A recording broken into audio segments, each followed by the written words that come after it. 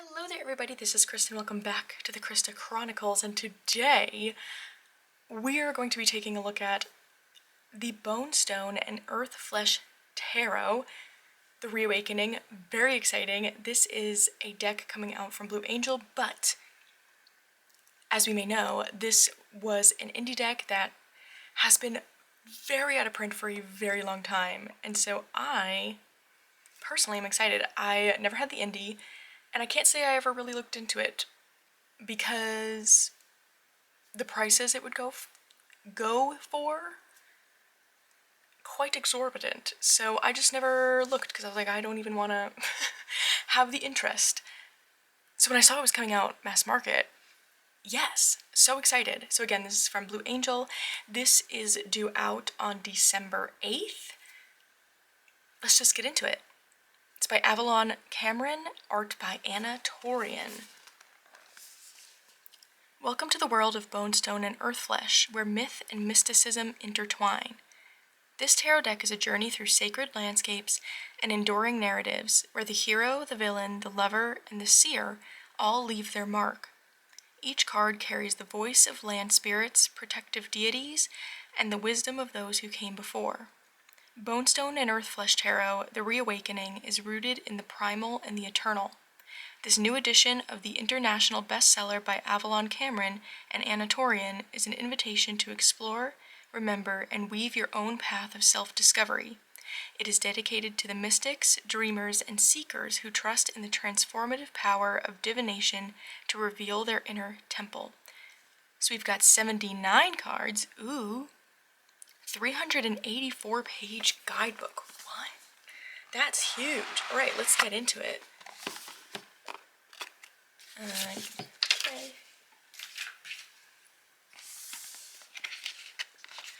Wow.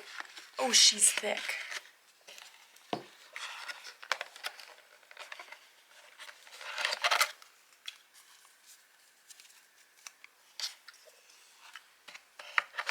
Turning the cards around. I like when the backs are showing. It almost always has the Fool facing up, but I like seeing the backs first. Okay, so here's the guidebook. She's thick. So let's see. All right, there's a page for the majors. Looks like we get quite, oh, wow. Okay, so we get inner reading, reversed, and you get the narrative. That's kind of cool. Usually, I think it's interesting that the narrative comes last. Usually you get that kind of at the top, but I do think that's interesting. You get, ooh, an astrological correspondence, numerological correspondence, and journal prompts. Okay, so that's a major. Let's go skip to a minor.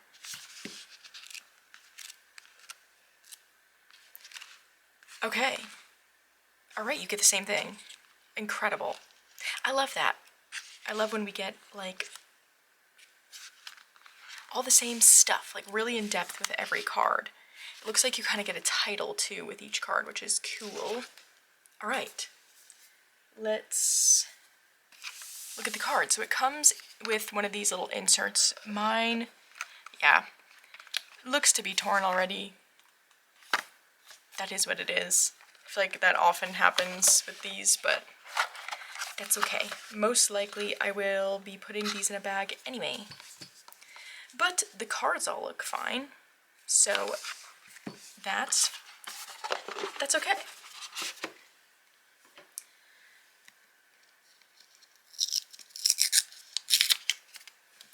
I am liking the just paper wrap.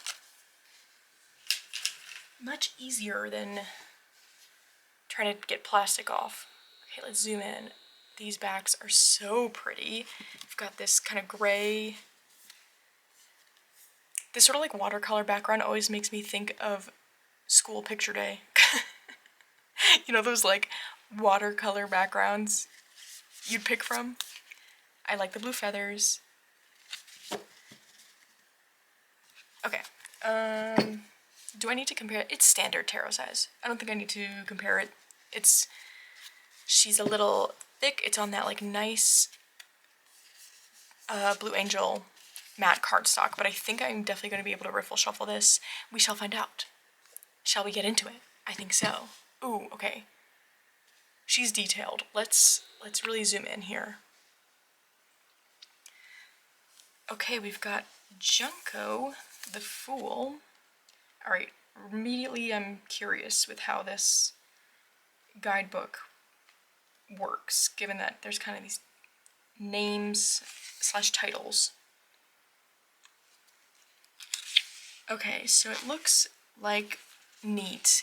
So this part, you can just read it flat out like the Fool, and even getting into the guidebook, like I said, it gives you the interpretation first. But if you want to know who the heck Junko is, you get the narrative. So Junko is the eternal living spirit, the very expression of life at its purest and most vulnerable. In the primeval forests of Bonestone, she has chosen to experience life as a divine, sacred vessel bursting with raw primal power. Every day she walks to the Grand Oak Guardian and asks the same question: what is this song that calls to me in the deepest of nights? The Grand Oak Guardian yawns open its gnarled trunk, revealing a perfect view of the cosmos. A blaze of color and twinkling light is so impossibly beautiful that she becomes enthralled, eyes alight, heart pounding, breathy, excited. Junko's curiosity will result in her taking a most fated step, one which will transform her eternal spirit into matter and allow her the pleasure and pain, joy and sorrow of a perfectly imperfect human adventure. Junko is the mystical seeker, the explorer, the adventurer.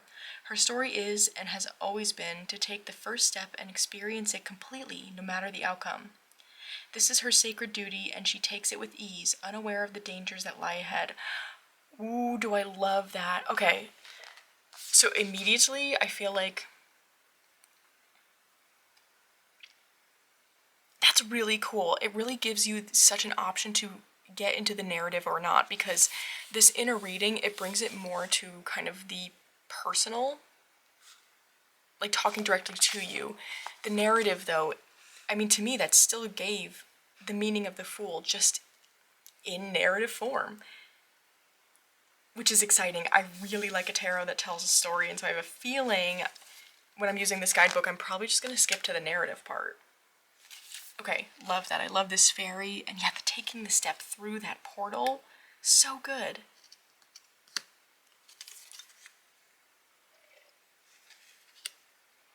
The Magician, we have the gray one. It's making me want to... I want to read the narrative for every one, but we'd be here forever. Let me just get the gist of who the character is. How about that? That sounds reasonable.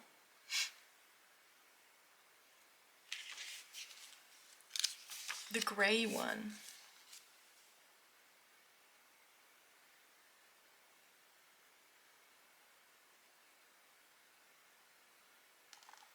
They call him Grey One, a name echoing his antiquity. In his dimly lit chamber, he meticulously works on his newest creation, a sphere of color, iridescent and dragon-shaped, illuminating the room. His skilled hands channel centuries of knowledge, recalling a time when he was young and foolish yet happy. Ah, so cool. Hold, the High Priestess. Again, I'm not reading the full narrative, but just getting a gist. Hold sees all. She sees beyond the facade and the carefully constructed veneer of humanity. Forever lost in the world of foresight and premonition, Hold walks the veiled world at the behest of those seeking her gifts.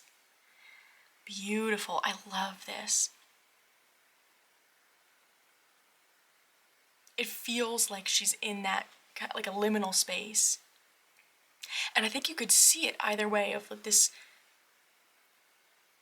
kind of the black emptiness here could be that world of insight, intuition, and all the colors and splashes of things kind of being the noise of the human world, or you could see it the opposite, where being in that intuitive world provides you with this new found color in life. Interesting. Lady of the Leaves.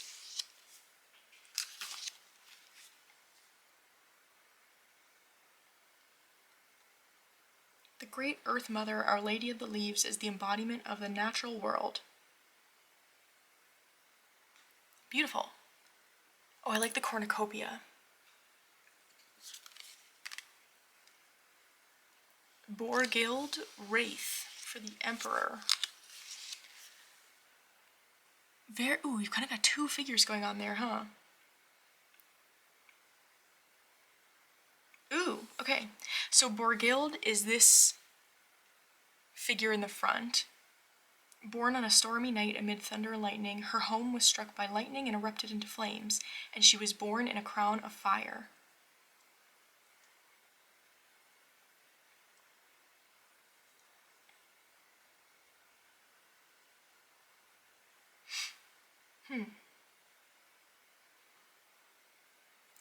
So then she grew this... Ah. So she was a very successful warrior. And she became Chieftain Wraith because she was guided by the legendary chieftains that preceded her. So I'm guessing that's like the ghostly figure. Neat. Grandmother for the Hierophant? Yes. I love that. The lovers, we have Sky and Earth. What? That is so cool. As above, so below, the union of sky and earth was written in the heavens. Oh my god, that's so neat. Karis the Traveler. I think that's how you say it. For the longest time, Karis was consumed by wanderlust, the desire to see all, learn, love, and conquer the roads, meeting many a soul.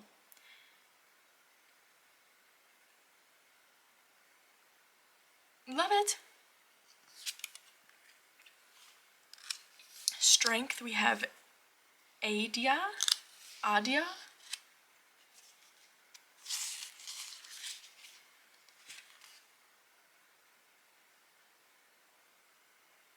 A peaceful child who loved animals, and they found peace in her company.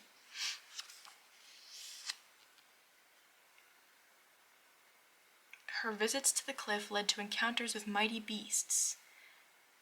These interactions led to a great inner transformation as each creature shared its wisdom with her. So cool. The Hermit, Agafia.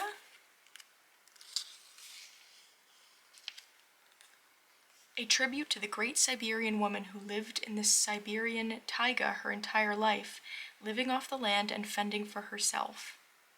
I mean, perfect. I love the cave paintings.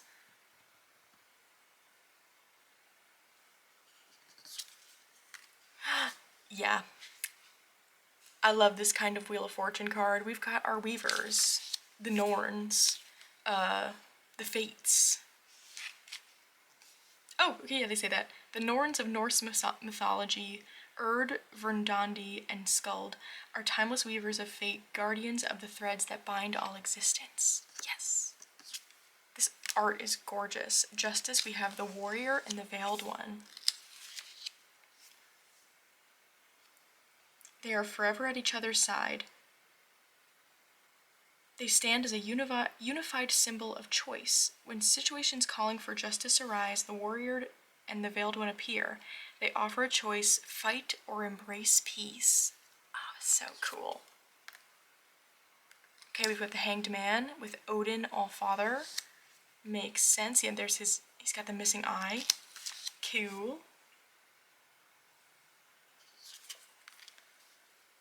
Death, we've got the Fallen Warrior. Oh, look at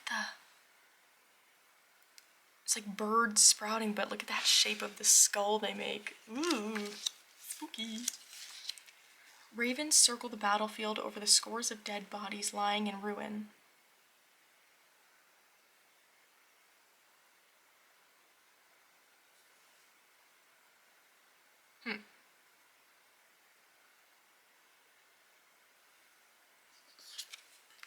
Temperance, we've got the Hourglass. Interesting. It's life, death, above and below, within and without. It's all and nothing and a combination of each. A timeless tug of war that eventually, organically creates an authentic fusion of ideals and attributes, powers, and emotion. Cool.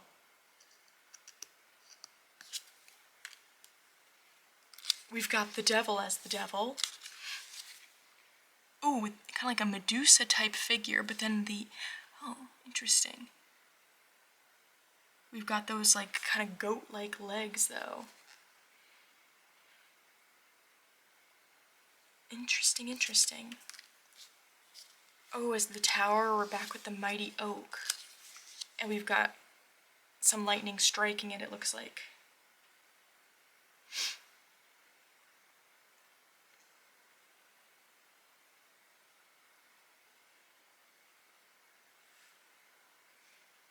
Cool.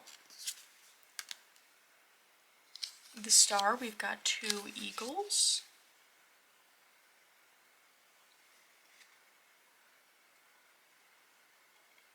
A great purging swept the land. Fires raged, followed by floods. The landscape was unrecognizable, loved ones gone and homes destroyed. With the sudden loss of his parents, 2 Eagles was thrust into leadership, a role he had always feared. Despite his reluctance, he guided his people to seek higher ground, a grueling 90-day trek through difficult landscapes. Embracing hope and purpose, he inspired his people to find the strength necessary for the journey. Interesting. Okay, the moon, we've got Kale. And that is so beautiful. I like this kind of blurring of, is she in a field? Is she underwater? I don't know. Kale feels the wild and unbridled call of the goddess. Powerful and restless, she is claimed. The sun, the wild solar dance. I like that with the maypole. Perfect. Yep, talking about the summer solstice. Judgment, she who is tamed. Whoa, what's happening? On the night of the winter solstice, the time of initiation is upon her. She who has sat betwixt, unnamed, unseen, in the sanctity of the forest, tended to only by the daughter of the moon.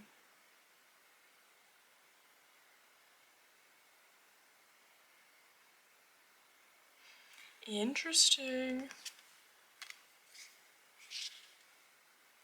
Oh, look at that, full circle.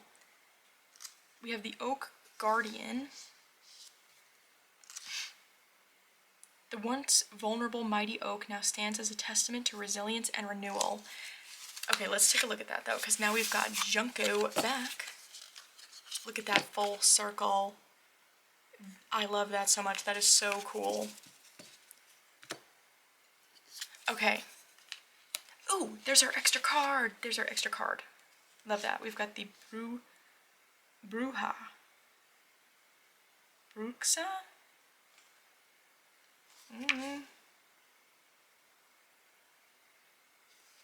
I've never heard that word before. Like, I know Bruja, but with an X. What's that? Oh, okay, a Portuguese word that translates to witch. Interesting.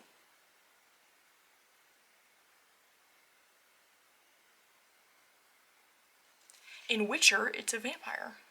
The Witcher, I mean. Okay, cool. Alright. Into the swords first. Ooh, okay, so our backs have the swords. So we've got the quill. Love that.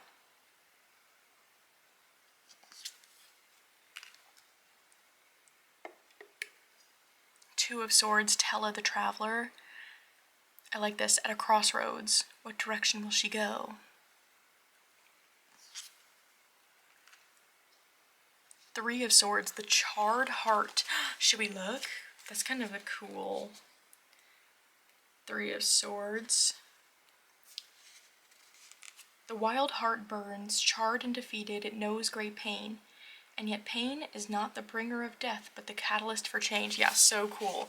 Seeing the charred heart, but there's this sprout coming out of it. Love that. Four of Swords, we have the battle-worn warrior.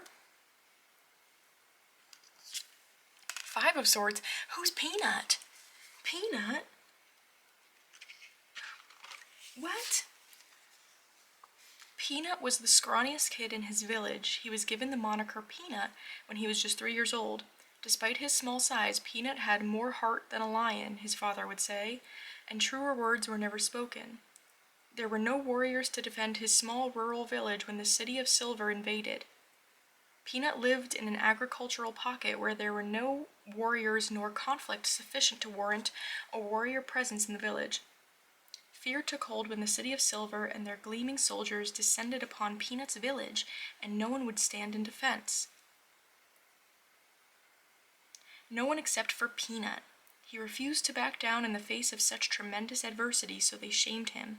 They beat him effortlessly in combat, exposing him to public defeat. Peanut may have lost the battle, but his village did not lose the war. Oh, how interesting. Six of Swords, Odessa. Ooh, that's so pretty. I like how there's this kind of like shadow of a star in the clouds. Seven of Swords, the Shadow Emissary. That makes sense. Looks like a sneaky thing going on. Has like a message to deliver, but a knife behind their back. Eight of Swords, we have Belle.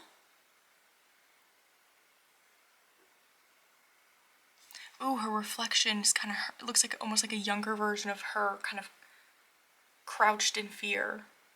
Very interesting. Nine of Swords, we have the Beast. Ooh, fearsome.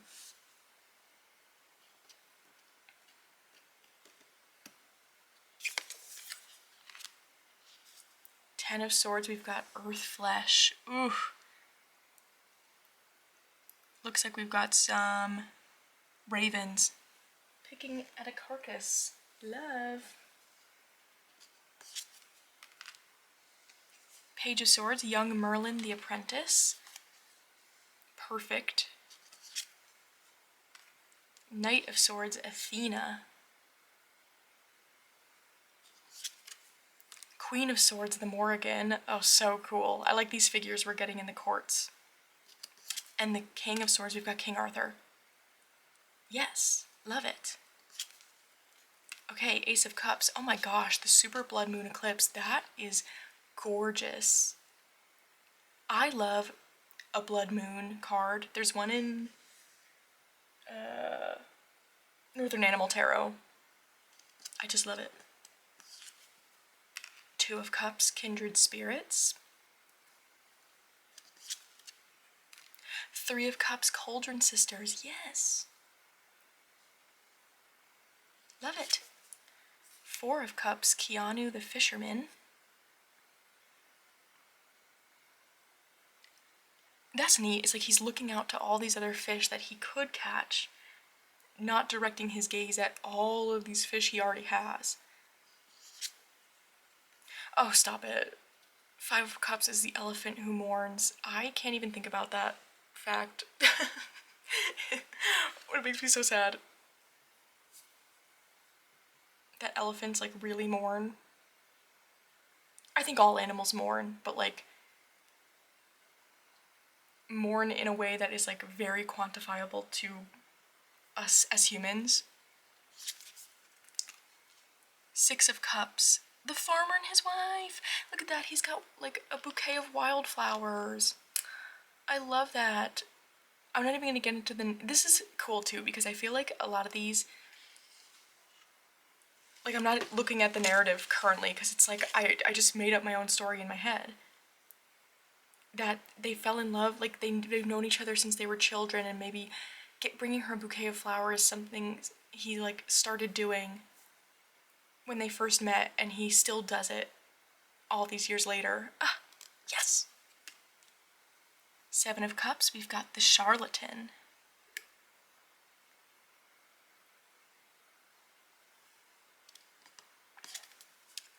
Eight of Cups, Morgana.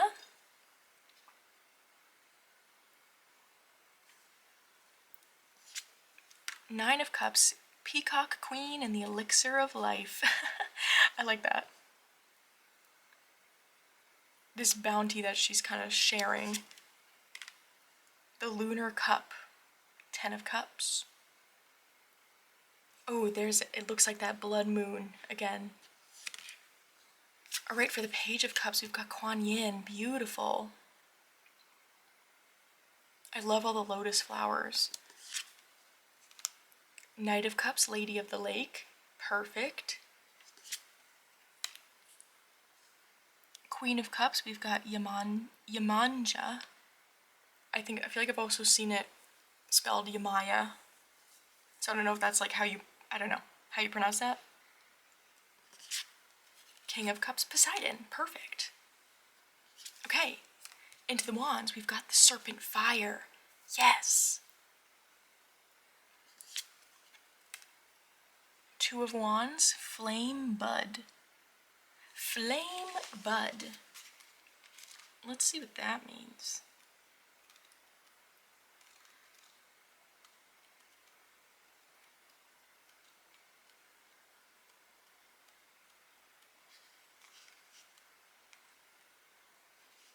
Oh, that's the name of this little woodland creature. Has been possessed by the creative force, the spark of life. Fantastic. Three of Wands, we've got Scylla. Perfect. The hot air balloon. It's both this idea of kind of the adventure has already started, but she's got this telescope and this bird's eye view to really sort of solidify what the plan is. Four of Wands, we've got the Blessing. Beautiful. Five of Wands, the Redwood Challenge. Ooh.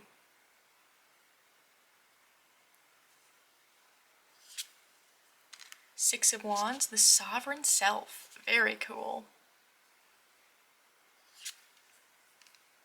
Seven of Wands, the Blade Witch. I like all the female warriors we're getting. Super cool. Eight of Wands is the Wild Horse. Perfect.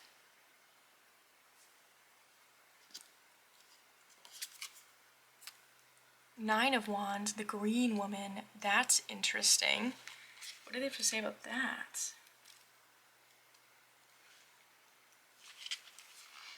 The Green Woman was the keeper of the sacred forest. For eons she stood in defense of this sacred place and every sentient being therein. Okay, yeah. That makes sense for Nine of Wands. Ten of Wands, we've got the Digger. Is that someone who digs graves? Yeah. Woof.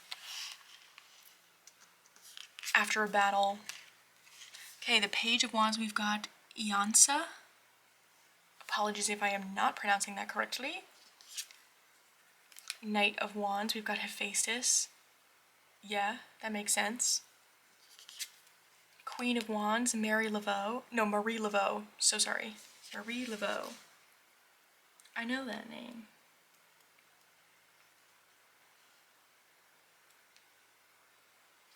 Oh, I didn't notice this before. Okay, so in the court cards,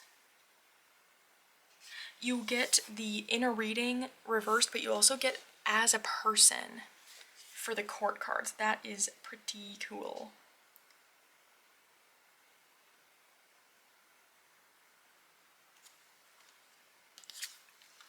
King of Wands, we've got Sun God Ra.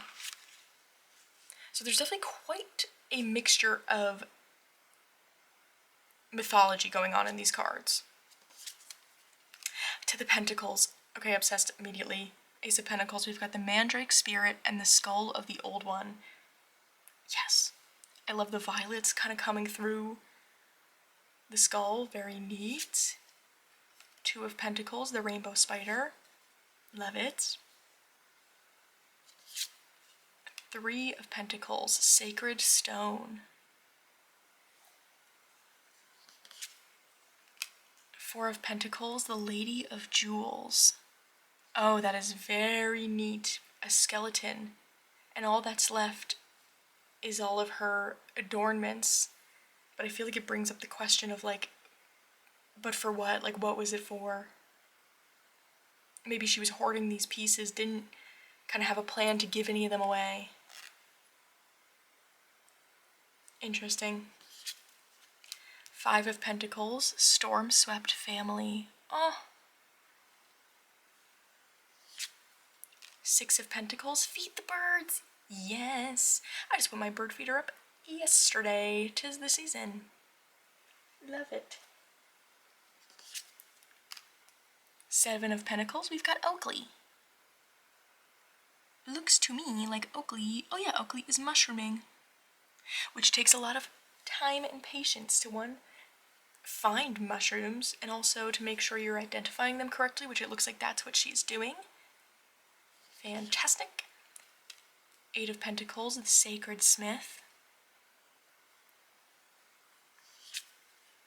Nine of Pentacles, the Lady of Flowers. Beautiful. Oh, I love 10 of Pentacles is just community. I love that. Okay. Page of Pentacles, we got Dionysus. Yeah, that makes sense to me. Knight of Pentacles, we've got Lilith. Ooh. Okay, that's cool. Queen of Pentacles, Baba Yaga. Yes. And King of Pentacles, we've got the Green Man. Okay. Wow, that's really interesting. Again, a total mixed bag of mythology. Let's see how it shuffles. But again, like, it's so narrative that it almost makes it its own thing. Okay, yeah, that shuffles pretty nicely. Oh, do you hear those skidding little claw marks? That would be Dolly. Okay, very cool. I'm gonna do the usual. We're gonna pause, find some pairs, and I'll be back. Okay, I've got quite a lot here. We've got 1, 2, 3, 4, 5, 6, 7 oracles to try. So let's just get into it. Okay, first one. I feel like let's do the one I'm like least confident about. It's the Moon Maiden's Oracle by Abigail M. I don't know. Well, but maybe. It's not. She's a quirky girl. This Oracle. Have not quite landed on what she pairs with. Well, no, that's a lie. The little monsters she pairs nicely with. There's others that I'm just not remembering, but no, is the art, like, this feels more like she's like a quirky modern art kind of feel, where this is not. So, okay, it was worth a shot. Back you go. Okay, moving on. True Sight Oracle. I think this is gonna be good. I feel like there's a similar kind of sketchy style going on.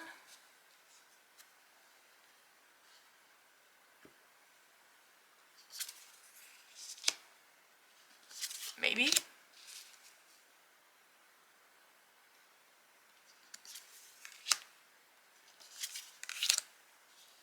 Do I like this?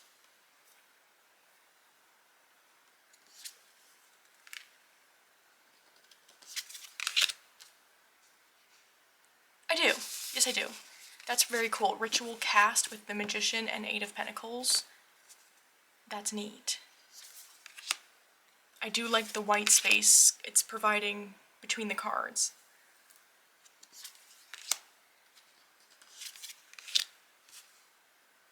Very cool.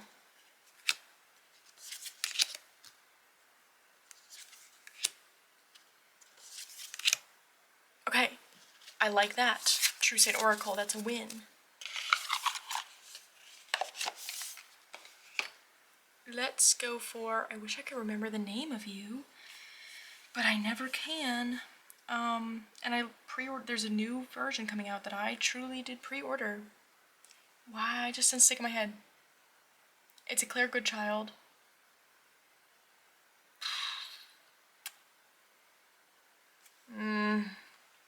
I need to know. Like, I don't know what it is. Does anyone else have that, where there are certain decks where it doesn't matter how many times you remind yourself what it's called, it just doesn't stick? Oracle of Oddities. Oracle of Oddities.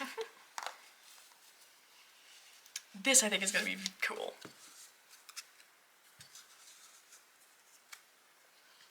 And I think, ooh, okay. Yeah, I feel like I'm gonna like this parchmenty color better with it than that pure white we just saw.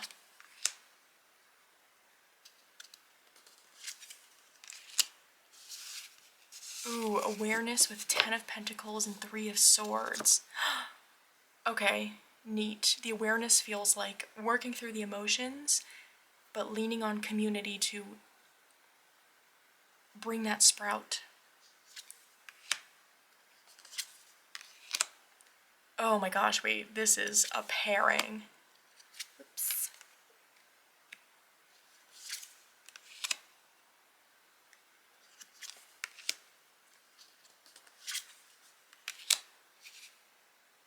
Oh, I love this. Wow, breath with 7 of Wands and 5 of Swords. Hope with 8 of Wands and 10 of Cups. Yes. Okay, this pairing is so good. Oh, interesting. Infected. We've got 6 of Swords and 3 of Cups. Ooh. Okay, one more. Support with the Empress and the Devil. Oh my gosh. That is so interesting.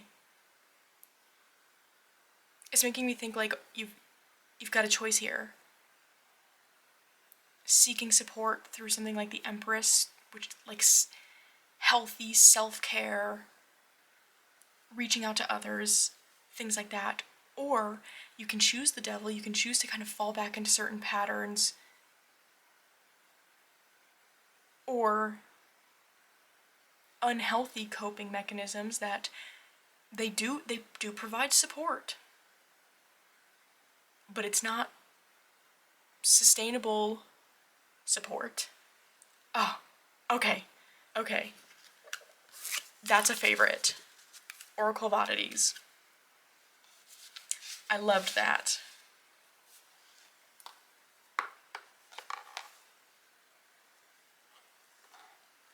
Let's see now.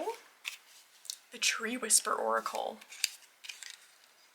Curious how a photography deck would do with this. Like, is it gonna be too much?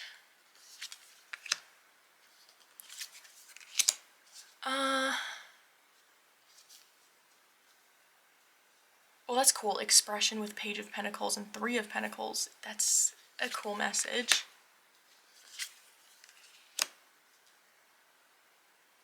I don't think I'm loving it visually.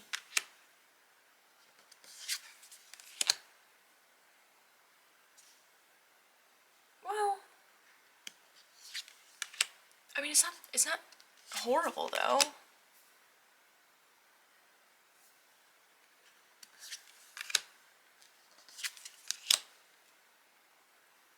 I think I like it, but not as much as that Oracle of Oddities. Okay, that was the Tree Whisper. Let's look at this one quickly, because now that I saw that Oracle of Oddities work so well, kind of looking at this next one like, I actually don't think that's gonna work. Don't think it's gonna work at all. But you never know. So we're gonna try it anyway. It is the Woodland Wisdom Oracle.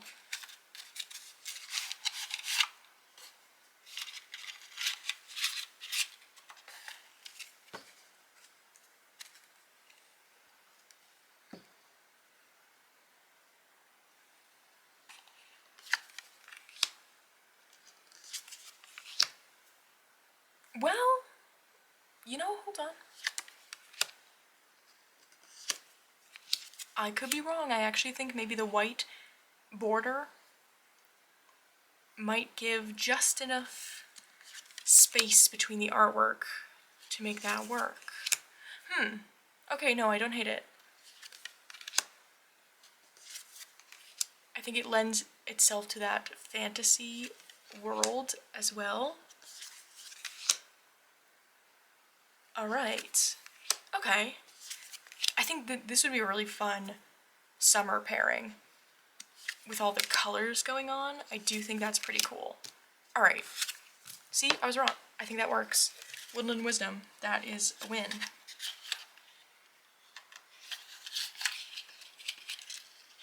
Okay. The Outlander Oracle. And actually, wait. Okay, because I've got these two here, but I didn't bring out Cottage Witch, and she might actually be a very good pair.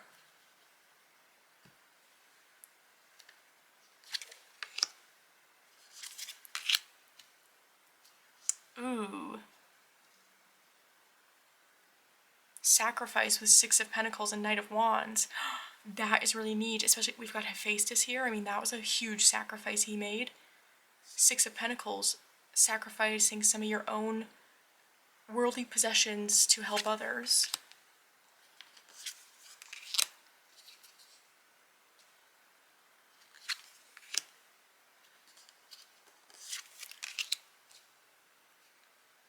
I think this works.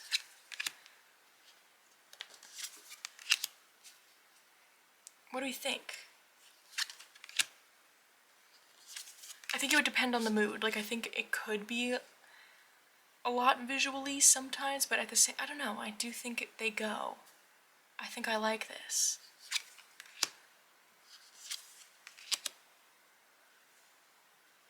Okay.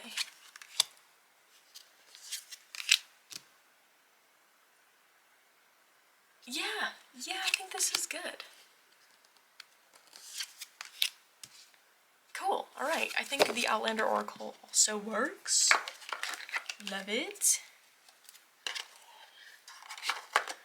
Okay. I've got one more that I just grabbed, but we are going to look at Cottage Witch right after. So, Wild Unknown Animal Spirit. And I think this is a stand-in for any of the Wild Unknown decks. Ooh. Okay, yep, immediately. I like that a lot.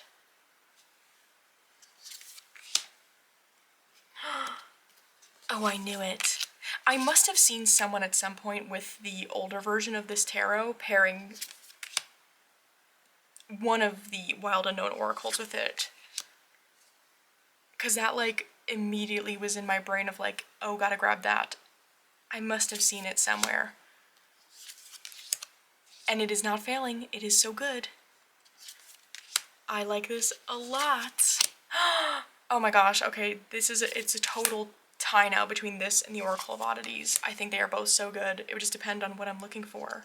But the colors in this just match up so well with this tarot. Ah, man. Actually, now that I'm thinking about it, we're gonna try it anyway, but even though the Oracle of Oddities has that kind of vintage feel to it, I'm wondering if Cottage Witch might have too much of a vintage feel to really pair with this art. Oh my god, this is so good. Okay. So far, to me, the ones that I will be using this tarot is the Wild Unknown Animal Spirit and the Oracle of Oddities. But actually, you know what? We've got the pocket archetypes. I've got it right here. Why not? I don't know if I'm gonna like this circle with this, but maybe.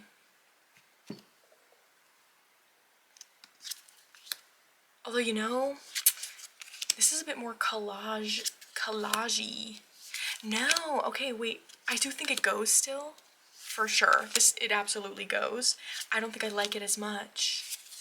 I forgot that it has a bit more of like a collage element to it, where the animal spirit is purely illustrated. Like the Wild Unknown Tarot. Okay, no. Which is exciting, because I don't have much that I pair with this. Alright. Let's just, for the giggles, get Cottage Witch. And look at that. Because again, I could be wrong.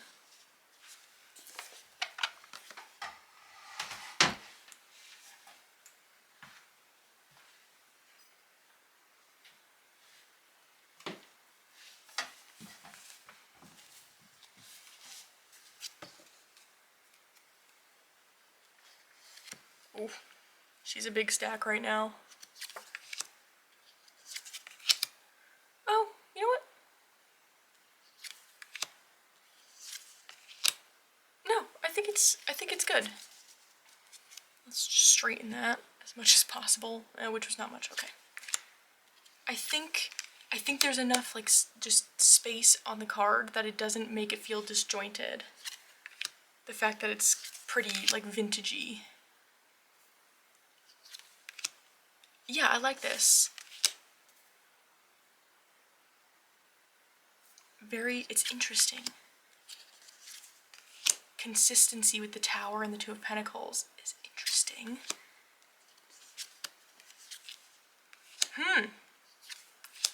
Okay, definitely know let me know what you think down below, but I like this too. I think to me the winners are, I like this. I really like Oracle of Oddities, and I really, really like, well, the Known Animal Spirit with this. But I'm excited to get into this deck. This feels like it's going to be a good exploration deck with that narrative element to it. So, other than that, that's all I have for you today. So I will leave the links on where you can pre-order this below. But other than that, I hope you're having a great day so far, and I'll see you again very soon.